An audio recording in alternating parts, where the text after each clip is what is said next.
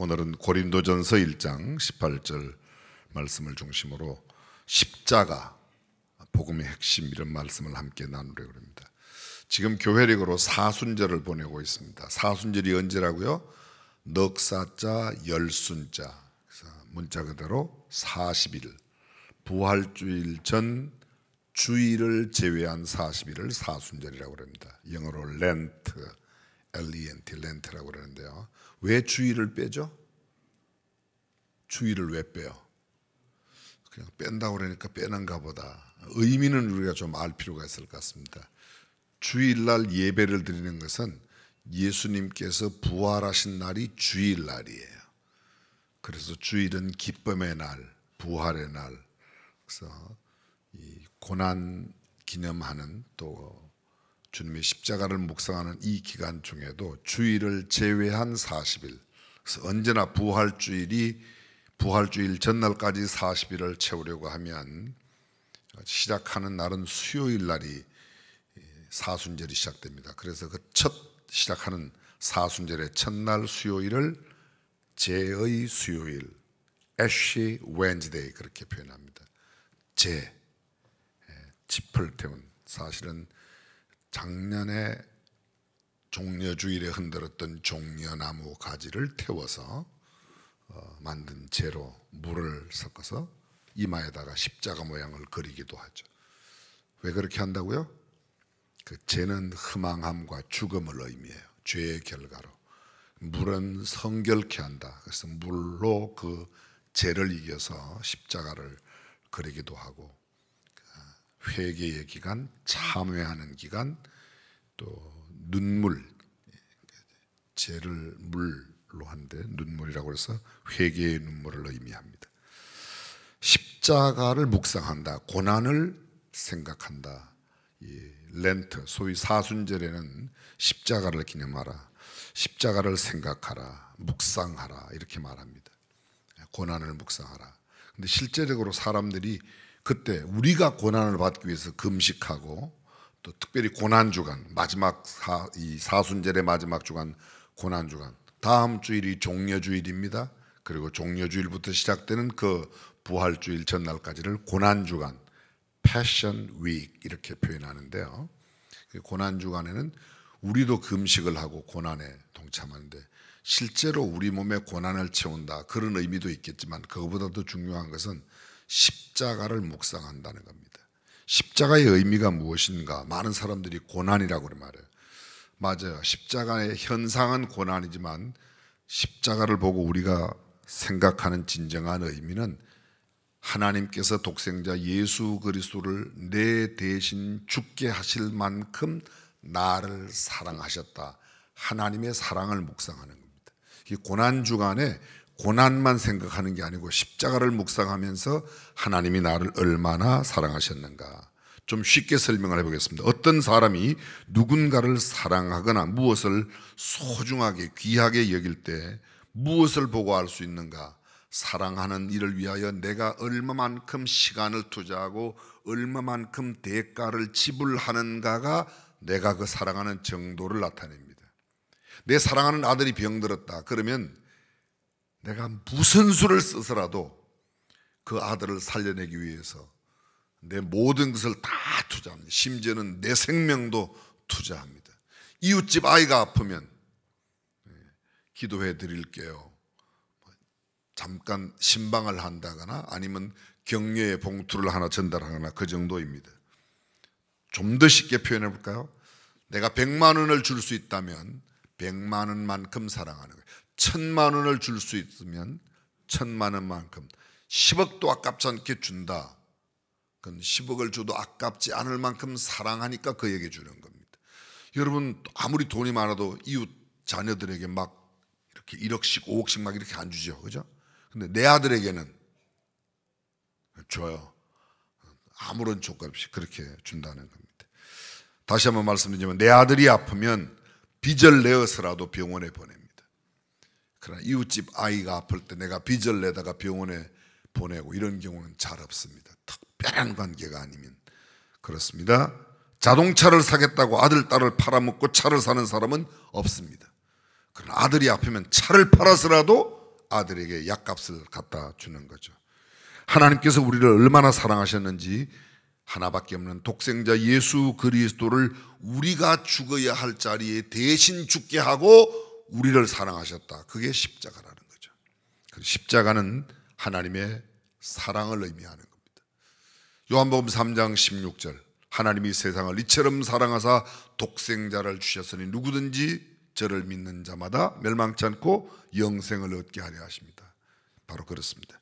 친구에 대한 최고의 사랑은 친구를 대신하여 죽음의 자리라도 가서 죽어줄 수 있는 사람, 그 사람은 친구를 정말 사랑하는 사람입니다. 사랑을 위해 왕관을 버린 세기의 로맨스의 주인공 에드워드 8세 이야기, 영국의 왕자입니다. 에드워드 8세는 그 에드워드 8세 좀 쉽게 영국이 가장 전성기를 누리고 아주 흥하고 왕성했던 데가 빅토리아 여왕이에요. 빅토리아 여왕의 손자가 누군가 하면 조지 5세입니다. 조지 5세의 아들이 누군가 하면 에드워드 8세예요. 복잡해. 왕족을 다 알 수는 없지만 어쨌든 그렇게 되어 있습니다. 근데 이 에드워드 8세가 대영 제국의 그 전성기를 누렸던 빅토리아 여왕 후임 쭉 아래로 3대째, 4대째 되나서 이 왕세자로서의 왕위를 계승하기 위한 엄격한 공부를 했습니다. 영국 해군 사관학교를 졸업하고 1914년에 있었던 1차 세계대전에서 혁혁한 전공도 세웁니다. 준수한 외모와 장대한 기골, 황태자로 손색이 전혀 없는 세련된 패션, 반듯한 예절, 자유로운 언행으로 당시 전 세계 여성들의 인기를 한몸에 누렸던 남자가 바로 이 에드워드 8세입니다. 활발한 사교 활동을 해서 수많은 여성들을 만났습니다. 그러던 그가 1930년 1894년도에 태어났는데 1930년이니까 그의 나이 36살 되던 그해 겨울 우연히 참석한 파티에서 미국의 몰락한 가문 출신으로 어느 상인의 아내로 있던 심슨 부인을 보게 됩니다. 이 심슨 부인의 남편은 두 번째 남편인데 첫 번째 결혼했던 이혼하고요. 이 심슨 부인의 남편은 배를 중개해서 팔고 사는 그런 상인인데 그 상인의 아내로 심슨 부인이 있었습니다. 첫 번째 결혼에 실패한 뒤 선박 중개업을 하던 이 영국계 미국인과 재혼을 하면서 얻은 이름이 소위 심슨 부인입니다. 독특한 개성을 가지고 있었고 우아한 패션 감각을 갖고 있었습니다. 당시 사교계의 꽃이 되었고 이혼 없이 불륜의 연애 생활을 이 왕세자와 함께 이어갑니다. 1936년 1월 아버지 소위 조지 5세 에드워드 8세의 아버지 조지 5세가 세상을 떠나게 되자 왕위에 오르게 됩니다. 에드워드 8세가 왕위에 올랐습니다. 근데 국사에는 별로 관심이 없으면 나라 정치에는 백성들을 다스리는 별로 관심 없고 심슨 부인과 함께 연애하느라고 죄송합니다. 거기에 사랑에 빠져서 아무것도 못하는 겁니다. 그리고 드디어 그 심슨 부인도 그해 1936년 10월 달에 자기 남편과 이혼을 하게 되죠. 본격적인 이혼이 하니까 이혼녀가 이 사람은 벌써 두 번째 이혼을 하고 에드워드 8세를 만나는 겁니다. 그래서 에드워드 8세가 당시에 수상이었던 수상 스탠리 볼트윈에게 가서 나 이제 이 여자랑 결혼하겠다고 심슨 부인과 결혼하겠다고 그랬더니 수상이 총리가 절대로 안 됩니다. 절대로 안 됩니다. 만약 결혼하려면 왕위를 그만두시오. 그래서 영국의 의회가 모였습니다. 그것 때문에 의논했더니 의회가 결심을 했습니다. 꼭 그 여자랑 결혼하려면 왕 그만두고 왕위에서 그만두고 그 여자랑 살되 그 여자랑 살아도 영국에서는 살지 말아라. 창피하다. 나가라. 다른 나라로. 만약에 왕위를 계속 하려고 그러면 그 여자를 버려라. 그런데 에드워드 8세 왕위를 버리고 그 여자와 함께 불란스로 가서 어느 조그마한 시골 예식장에서 하객들 16명 모아놓고 결혼식을 올렸습니다. 그가 죽을 때까지 영국에 들어오지 않았습니다. 죽고 난 뒤에 들어왔습니다. 대부분의 영국 사람들은 다 에드워드 8세를 정말 참 나쁜 사람이다. 어떻게 그럴 수가 있냐. 그런 두 번이나 이혼한 여자에게 빠져서 어떻게 그럴 수가 있냐. 그런데 몇몇 정신 나간 여자들에게는 굉장한 인기를 누렸습니다. 야, 열렬한 사랑이다. 얼마나 사랑하면 왕위를 버리고 그 여자를 그렇게 사랑하는가 흠모하는 그런 정신 나간 여자 그룹이 있었습니다. 미친 여자 그룹들 있었습니다. 그 사람들은 정말 그 에드워드 8세의 사랑을 너무너무 좋아하는 겁니다. 역사적으로 이게 다 기록이 나와 있는 겁니다. 1937년 프랑스의 시골 작은 성에서 작은 결혼하였던 이 에드워드 8세 1972년 5월 28일 그가 떠날 때까지 그렇게 살다가 갔습니다. 수많은 여성들이 순정남으로 지지를 했고 왕위도 버린 사랑이라고 그를 했는데 그는 그 과부, 이혼한 그 과부를 사랑해서 왕위도 버렸습니다. 그런데 에드워드 8세의 사랑이 역사적으로 수많은 사람들에게 막 이렇게 감동을 준다고 이야기하지만 하나님이 우리를 사랑한 사랑과 자꾸 비교해서 하는데 그렇지 않습니다. 하나님이 우리를 사랑하신 사랑은 죽을 수밖에 없는, 아니 이미 내용적으로는 죽어있는 우리의 죄된 모습을 구원하기 위해서 독생자 예수 그리스도를 보내셨다는 겁니다. 이 십자가의 사랑, 이것은 어떤 무슨 심슨 부인과 에드워드 8세의 사랑과 좋게 비교할 수 없는 가장 고상한 사랑입니다. 황태자가 왕위를 버리고 평민이 되어서 평민과 함께 사는 것도 굉장한 인카네이션이지만 사실은 하나님은 온 우주 만물을 지으신 창조주이신데 이 땅에 죄인의 모습으로 오셔서 십자가에 우리를 대신, 내가 죽어야 할 그 자리에 대신 죽으셨다. 이건 낮아짐 가운데 낮아짐이라고 말하는 겁니다. 절대자이신 그분이 유한한 인생 가운데 오셨습니다. 십자가는 가장 극심한 육체적인 고통을 나타내는 그런 것으로 상징되어 있습니다. 로마의 키케로가 이런 말을 썼습니다. 인간이 고안한 형벌 중 가장 잔인하고 무서운 형벌이 십자가 형벌이라고. 그 어떤 것도 물고문을 하고 무슨 불고문을 하고 무슨 인두로 지지는 그 어떤 고문보다도 가장 처절한 인간의 고통이 십자가 형태랍니다. 쉽게 죽지도 않습니다. 양손과 폭엔 양발 위에 못을 박습니다. 살갗이 찢어지고 뼈가 으스러집니다. 견딜 수 없는 두통이 찾아오고 결국은 그렇게 말라가는 떼약볕 속에서 십자가에 매달려 말라가며 심한 갈증을 느껴 그 갈증을 견딜 수 없어 외치게 되고 마치 하나님과도 단절된 우리 주님께서 십자가 위에서 외치신 엘리 엘리 라바 사박다니, 나의 하나님 나의 하나님 어찌하여 나를 버리셨나이까. 하나님과 완전히 단절된 모습의 외침을 버리시나이까가 아니라 이미 버리셨나이까. 하나님께 버림받은 것 같은, 아니 실제로 버림받은 그런 모습으로 처절하게 죽으셨습니다. 주님은 목마르다고 그곳에도 외치셨습니다.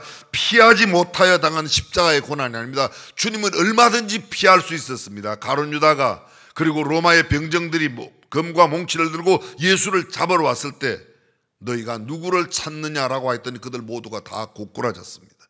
예수님 휘파람 불면서 얼마든지 유유자적히 사라질 수 있었습니다.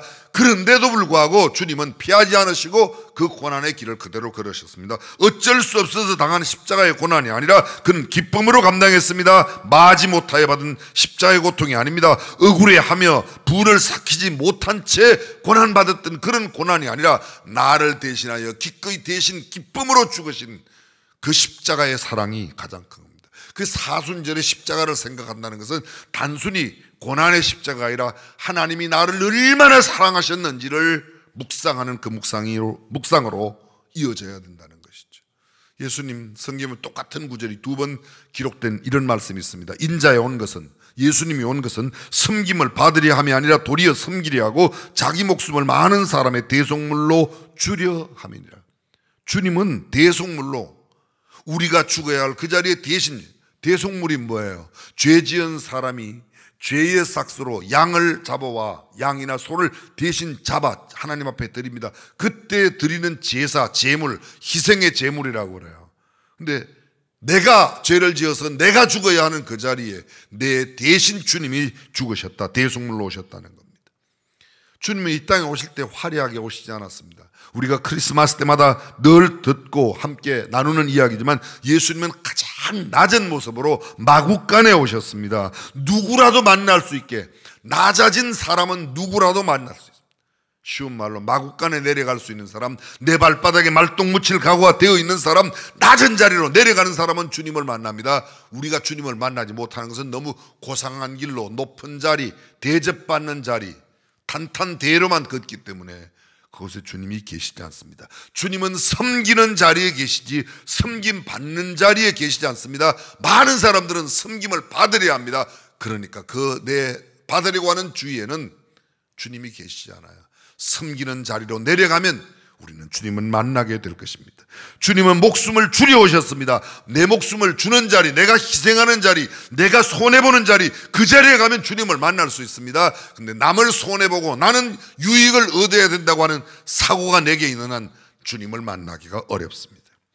우리가 예수 그리스도를 구주와 주님으로 믿게 되면 신분 상승이 됩니다. 소위 고시 공부하는 사람들 있죠. 사법고시나 행정고시나 외무고시나 고시를 하시는 분들. 장로님 예전에 고시 준비하실 때 무척 열심히. 근데 고시에 합격하고 나면 가장 먼저 내게 오는 게 신분이 상승되는 겁니다. 평범하던 사람이 고시에 패스되고 나면 판검사로 연수원을 거쳐서 가게 되죠. 행정고시를 거쳐서 행정직 공무원으로 예전에 5급하고 막바로. 지금 여러분 9급에서 시작하는 공무원이 5급 올라가는데 25년 거의 30년씩 걸려요. 예전에 기간이 짧을 때도 한 17, 8년, 20년씩 걸려야 되는데 그걸 패스하면 당장에 20년을 확 넘어서니까 신분이 확 바뀌는 겁니다. 우리 모두가 죄인이에요. 근데 십자가로 말미암아 예수 그리스도의 십자가의 보혈로 말미암아 우리의 신분이 바뀝니다. 무엇으로 바뀌는가? 좋은 사람으로 바뀌는 게 아니라 하나님의 자녀됨의 신분으로 변화됩니다. 할렐루야. 그래서 십자가가 의미 있는 겁니다. 십자가의 능력은 그저 가난하던 사람이 조금 부유하게 되고 무식하던 사람이 조금 지식을 더 갖게 되고 뭐 조금 이상한 사람이 조금 좋아지는 그런 변화가 아니라 지옥의 백성이 하나님 나라의 백성으로 신분이 급상승하는 겁니다. 사랑하는 성도 여러분, 그래서 십자가의 묵상은 사순절에 중요한 의미가 있습니다. 하루 이틀이 아니라 40일 동안 그 십자가를 묵상하며 하나님이 나를 얼마나 사랑하셨는지를 깨닫고 그 사랑에 감격한 사람이 되어 부담으로가 아니라 기쁨과 즐거움으로 감격 가운데 신앙생활을 한다. 그것이 저와 여러분의 믿음이 되어야 할 줄로 믿습니다. 예수님 오시기 700년 전 이사야가 예수님에 대해서 예언하는 게 이사야서 53장에 나옵니다. 이것을 갖다가 사람들이 이렇게 말해요. 구약의 요한복음 3장 16절, 이사야 53장이에요. 2절부터 보실까요? 그는 주 앞에서 자라나기를 연한 순 같고 마른 땅에서 나온 줄기 같아서. 예수님은 마른 땅에 나온 줄기, 볼품이 없다는 겁니다. 고운 모양도 없고 풍채도 없은즉 우리의 보기에 흠모할 만한 아름다운 것입니다. 우리가 육신의 안목으로 예수의 십자가의 모습, 예수님의 육신의 모습을 보면 볼품이 없어요. 저는 생각하기를 예수님이 뭐 근사하게 막 어떤 탤런트처럼 어떤 영화배우처럼 잘생겼냐, 그렇지 않았다는 생각이 들어요. 성경이 마른 땅에서 나온 줄기 같고 고운 모양도 없고 풍채도 없은즉, 풍채가 좋지도 않았고 고운 모양도 없고 화려하지도 않았다는 겁니다. 아마 제가 그렇지 않은가 생각이 들어요. 지금 제가 예수님 닮았다는 이야기를 하는 겁니다. 그는 멸시를 받아서 사람에게 실어버린 바 되었으며, 사람들이 고개를 드네요. 간고, 이 어려울 간자 쓸 고자, 아주 몹시 큰 고통을 간고라고 합니다. 간고를 많이 겪었으며, 질고, 병질자 쓸 고자, 병으로 아주 고난받는 그런 질고를 아는 자라. 마치 사람들에게 얼굴을 가리우고 보지 않음을 받은 자 같아서. 볼 수 없다는 겁니다. 너무 끔찍해서 예수님을 볼 수 없는 그런 모습. 멸시를 당하였고 우리도 그를 귀히 여기지 아니하였도다. 예수님의 그 모습을 귀히 여기지 않았다는 겁니다. 볼품이 없다는 겁니다. 외모가 출중하지 않았다는, 그는 실로 우리의 질고를 지고 우리의 슬픔을 당하였거늘 우리는 생각하기를 그는 징벌을 받아서 하나님에게 맞으며 고난을 당한다 했노라. 마치 욥이 고난을 당할 때 네가 까닭없이 그런 어려움을 겪냐? 네가 하나님 앞에 뭔가 잘못한 게 있어서 그렇지. 예수님의 십자가의 죽음을 보고 조롱하고 그 사람들을 막 비웃는 많은 사람들이 그렇게 여겼다는 겁니다. 5절, 그가 찔림은 우리의 허물을 인하며 그가 상함은 우리의 죄악을 인함이라. 그가 징계를 받음으로 우리가 평화를 누리고 그가 채찍에 맞음으로 우리가 나음을 입었도다. 그렇습니다. 이것이 십자가의 가장 진정한 의미, 바로 이 5절이 구약의 요한복음 3장 16절이라고 그래요. 우리 주님이 그렇게 찔린 것 우리의 허물 때문이고, 우리 주님께서 그렇게 상하신 것 우리의 죄악 때문이고, 우리 주님이 징계를 받음으로 우리가 평화를 누리고, 우리 주님께서 채찍에 맞음으로 우리가 나음을 입었도다. 6절 계속됩니다. 우리는 다 양 같아서 그릇 행하여 각기 제 길로 갔거늘 여호와께서는 우리 무리의 죄악을 그에게 담당시키셨도다. 우리 무리, 모든 인간 죄인들의 죄를 주님께 다 전가시켰다는 거죠. 아사셀 염소 이야기 기억나십니까? 아사셀, 염소 이름이 아사셀이 아니고 그 대속죄일에 잡는 염소를 아사셀이라고 그래요. 몇 마리죠? 2마리를. 이스라엘 모든 민족의 죄를 그 해의 대제사장이 되는 24반차에 따라서 순서를 맡은 대제사장이, 그 해의 대제사장이 온 민족의 죄를 염소 2마리 머리 위에 손을 얹고 기도를 합니다. 그래서 모든 백성들의 죄를 이것으로 전가시켜요. 레피테이션이 완전히. 그래서 전가를 시켜서 이 염소 2마리가 모든 백성들의 죄를 다 대신하, 한 마리는 잡아서 그 피를 속죄소에 드리고 한 마리는 그대로 밖으로 끌고 나가 다시는 돌아오지 못하도록 멀리 보냅니다. 그 멀리 보내는 염소를 뭐라고 그래요? 아사셀 염소라고 그러는 겁니다. 모든 죄를 다. 그 주님은 모든 인류의 죄를 아사셀 염소가 되어서 다 감당하셨다는 거예요. 그가 곤욕을 당하여 괴로울 때에도 그 입을 열지 아니하였으며 마치 도수장, 죽일 도자, 짐승 숫자, 마당장자, 이 짐승을 도축장이죠. 요새로 말하면 도축장. 도수장으로 끌려가는 어린 양과 털 깎는 자 앞에 잠잠한 양같이 그 입을 열지 아니하였도다. 왜요? 우리를 대신하여 죽으시는 그 주님, 바로 그렇게 그가 곤욕과 신문을 당하고 끌려갔으니 그 세대 중에 누가 생각하기를 그가 산자의 땅에서 끊어지면 마땅히 형벌받을 내 백성의 허물을 인함이라 하였으리요. 우리 모든 백성들의 죄를 대신하여 그렇게. 마지막 9절입니다. 그는 강포를 행치 아니하였고 그 입에 괴사, 속일 꾀, 속일 사, 그는 거짓이 없다, 속이지 않았다는 겁니다. 그게 없었으나 그 무덤이 악인과 함께 되었고 그 묘실이 아리마대 사람 부자 요셉의 무덤에 함께 했다는 이야기가 이사야가 예수님 오시기 700년 전에 예언했습니다. 오늘 성경 본문이 고린도전서 1장 18절이에요. 그 2절 뒤 22절에 보게 되면 22절부터 유대인은 표적을 구하고 헬라인은 지혜를 찾으나 우리는 십자가에 못 박힌 그리스도를 전하니 유대인에게는 거리끼는 것이요 이방인에게는 미련한 것이로되 오직 부르심을 입은 자들에게는 유대인이나 헬라인이나 그리스도는 하나님의 능력이요 하나님의 그리스도는, 여기서 그리스도는 무슨 그리스도예요? 십자가 위의 그리스도, 십자가를 지신 그리스도, 내 대신 십자가에 죽으시는 그 그리스도가 하나님의 능력이요 하나님의 죄입니다. 하나님은 우리의 보기에 가장 미련한 십자가의 방법을 통해서 우리를 구원하셨습니다. 그래서 십자가가 의미 있다는 겁니다. 우리가 이 십자가를 묵상한다고 말할 때 하나님이 우리를 사랑하신 사랑을 깨닫지 못한다면 정말 많은 사람들에게는 그냥 형틀로서의 십자가, 그냥 고난받은 십자가로만, 그러면 별 의미가 없습니다. 그 주님의 고난의 십자가가 나의 구원의 십자가이고 그 구원의 십자가의 감격으로 우리가 하나님의 자녀가 되어 살아가는 겁니다. 어떤 마을에 초등학교 4학년 학생이 있었습니다. 그 어머니의 얼굴에는 흉터가 매우 심했습니다. 동네 아이들은 이 아이의 어머니를 문둥이라고, 그리고 이 아이에게는 문둥이 자식이라고 별명을 지어 비웃었습니다. 아이가 학교를 가기 싫어하는 겁니다. 집안의 방 안에서 혼자 처박혀서 어떤 날 그렇게 학교도 가기 싫고 집안에만 맨날 이렇게 있는데 엄마에게 물어봤습니다. 엄마, 왜 다른 아이들이 나를 보고 자꾸 문둥이 아들이라고 그러는데 엄마 얼굴이 왜 그러냐고. 초등학교 4학년 되는 그 아들을 붙들고 엄마가 이야기를 하는 겁니다. 옛날에 우리는 농사를 지었단다. 너를 집에 두고 내가 밭에 가서 일을 했는데 우리 집에 화재가 났어. 불이 났는데 내가 그냥 빨리 달려와서 보았지만 이미 온 집은 화염 속에 불 가운데 있고 너는 방 안에 있었는데 내가 방 안에 있는 너를 건지려고 들어가서 너를 포대기에 싸웠는데 나는 화상을 입어서 이렇게 되었단다. 벌써 초등학교 4학년 철이 들었는지 엄마를 붙들고 엉엉 우는 겁니다. 엄마, 난 그것도 모르고 엄마가 진짜 문둥이인 줄 알고 사람들이 나를 보고 내 친구들이 문둥이 아들이라고 자꾸 비웃으니까 그게 그렇게 못마땅했는데 엄마, 난 엄마의 얼굴이 자랑스러워요. 엄마가 너무너무 사랑스러워요. 제 평생 엄마를 절대 잃지 않겠어요. 내가 앞으로 커서 돈 벌면 엄마 다시 수술해서 피부를 아름답게 해드릴 거예요.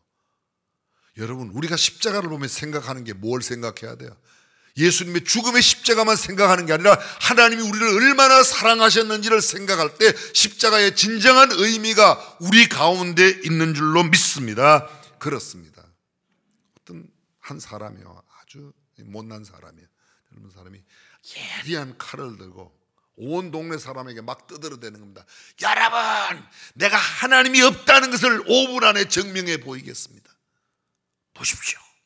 칼을 들고, 하나님 정말 살아계시면 제가 이 칼 드릴 테니까 이 칼로 5분 안에 나를 죽여주세요. 그러면 하나님이 계심을 우리 모두가 믿을 겁니다.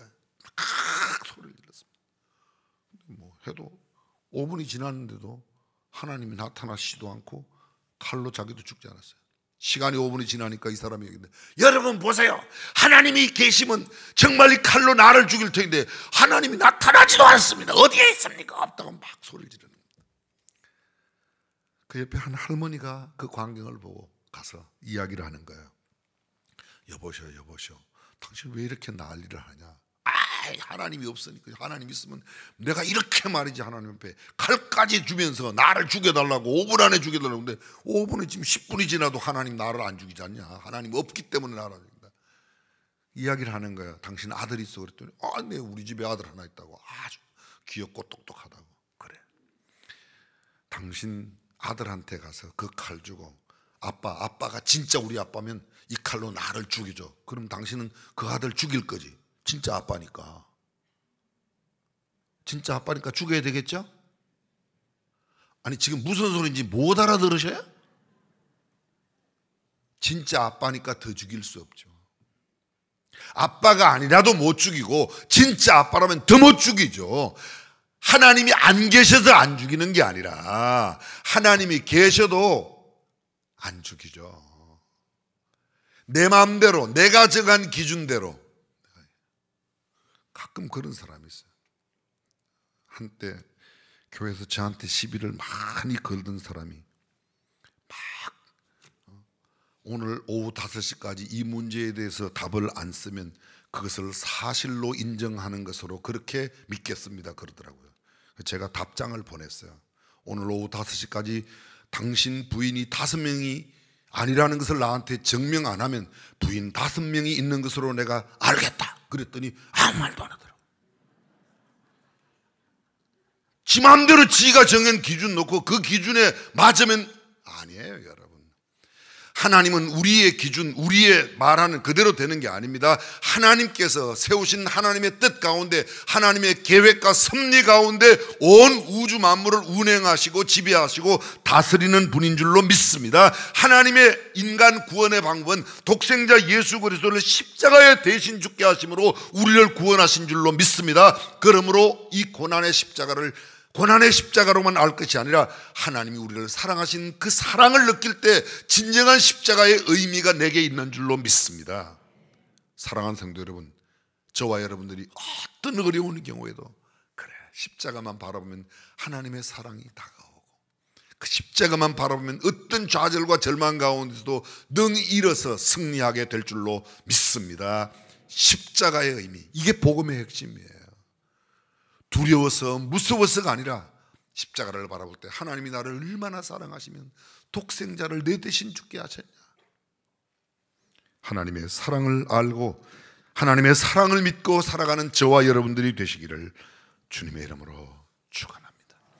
기도하겠습니다.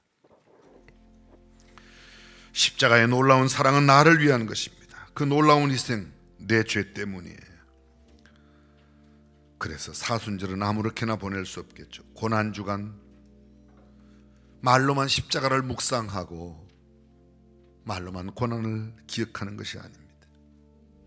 힘들고 어려울 때 십자가를 바라보십시오. 예수를 믿는 것은 성경 지식을 많이 가진다고 되는 게 아닙니다. 십자가 위에 못 박힌 예수 그리스도를 믿는 사람이 참된 그리스도인이요, 우리가 믿는 예수님은 인류의 위대한 스승으로서, 위대한 역사를 만드신 분으로서, 그런 분 이상으로 십자가를 지신 예수 그리스도를 믿을 때 온전한 그리스도인의 삶을 살아갈 수 있습니다. 세상 모든 지식을 다 갖고 있어도 이 십자가를 통한 하나님의 사랑을 깨닫지 못하면 나는 어쩌면 명목상의 그리스도인일 뿐 진실한 그리스도인이 아닐 수 있습니다. 세상 모든 지식을 다 갖고 있어도 이것을 모르는 사람, 어리석은 사람입니다. 그러나 세상에 대해서는, 세상 사람들에 대해서는 배운 것, 과학도 모르고 세상 지식은 오히려 약하고 학문을 모를지라도 이 그리스도의 감격적인 십자가의 대속적 죽음과 하나님의 사랑을 안다면 그는 진정으로 하나님의 자녀로서의 삶을 마음껏 누릴 수 있을 겁니다. 십자가 안에 놀라운 능력이 들어있습니다. 하나님의 비밀이 그곳에 있습니다. 때로 내가 너무 무가치하다고, 나는 쓸모없는 존재라고, 나 같은 게 뭐 살아서 뭘 하냐, 그런 생각이 드십니까? 그렇지 않습니다. 여러분은 하나님께서 독생자 예수 그리스도를 대신 주고 사실 만한 존귀한 가치가 있는 분들이에요. 때로 여러분의 남편과 아내가 어쩌면 너무 가볍게 보입니까? 아니에요. 내가 우습게 하는 그 모든 주변에 있는 사람들이 주님이 보실 때는 독생자를 주고 사실 만한 가치 있는 분이에요. 불편한 인간관계를 정리하는 법은 주님의 십자가를 바라보므로 하나님께서 그를 얼마나 사랑하셨는지를 깨달으면 우리도 그렇게 쉽게 대할 수 없어요. 내 아내도, 내 남편도, 내 자식도, 내 부모도 돈을 많이 잘 벌어서가 아닙니다. 세상에 많은 사람들이 알아주어서가 아닙니다. 그들은 혹시 몰라줘도 우리 주님이 독생자까지 주고 사실 만한 가치가 있는 존귀한 존재, 그것이 바로 내 곁에 있는 사람입니다. 이러한 십자가를 알면 인간관계의 갈등이 해결됩니다. 어떤 죄도 주님은 다 십자가로 말미암아 용서하실 수 있습니다. 아무리 큰 죄도 용서받을 수 있습니다. 아무리 못된 성격의 사람도 새 사람이 될 수 있습니다. 십자가 속에 모든 삶의 문제 해결 능력이 있습니다. 전능하신 우리 하나님, 사순절을 보내며 그저 1년의 절기와 행사로만 보내지 아니하고 십자가를 더 깊이 묵상하며 하나님이 나를 얼마나 사랑하셨는지 그 감격으로 살아가는 우리가 되게 하여 주시옵소서. 주 예수님의 이름으로 기도합니다. 아멘.